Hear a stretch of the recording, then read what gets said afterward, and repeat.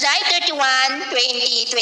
Sa ngayon po, ay patuloy pa rin nakabagat ang weather system na nakakapekto ngayon dito sa ating bansa na hinahatak pa rin ng bagyong Krosa na nasa south of Japan. Ang habagat po ay unti-unti na yan nahihina hanggang weekend. At next week ay posibleng wala na munang habagat na makakapekto dito sa ating bansa, pero posible muli ang pamumuo ng mga sama ng panahon dyan sa silangan at ang development ng maya na ating babantayan kung matutuloy po o hindi, at ang susunod na bagyo ay tatawagin po sa local name na bagyong Fabian. At sa ating pong long range forecast ay wala pa rin naman pong bagyo na nakikita na tatawid dito sa ating kalupaan for the next 5 to 7 days. Pero hindi pa rin inaalis ang posibilidad na may mabuong sama ng panahon dyan sa silangan ng ating bansa sa susunod na mga araw at ang development ng maya ng ating babantayan. At sa lagay ng ating panahon, ngayong madaling araw ay maayos naman po ang panahon sa malaking bahagi ng bansa, pero dahil sa habagat ay may mga isolated rain sa may Batanes, Babuyan Islands, Ilocos Region, ilang bahagi ng Cordillera, Nueva Vizcaya, Pangasinan, Zambales, Bataan, San Jose sa may Mindoro,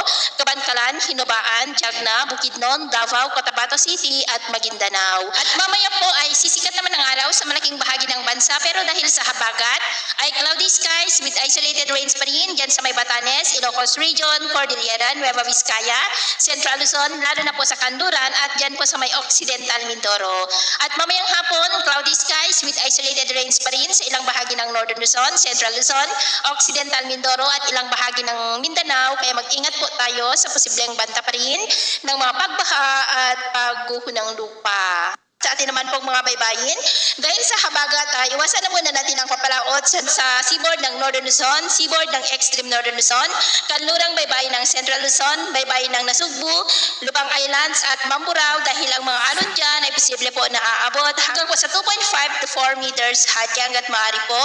Iwasan na muna natin ang papalaot dyan sa mga may kulay pula para mas makaiwas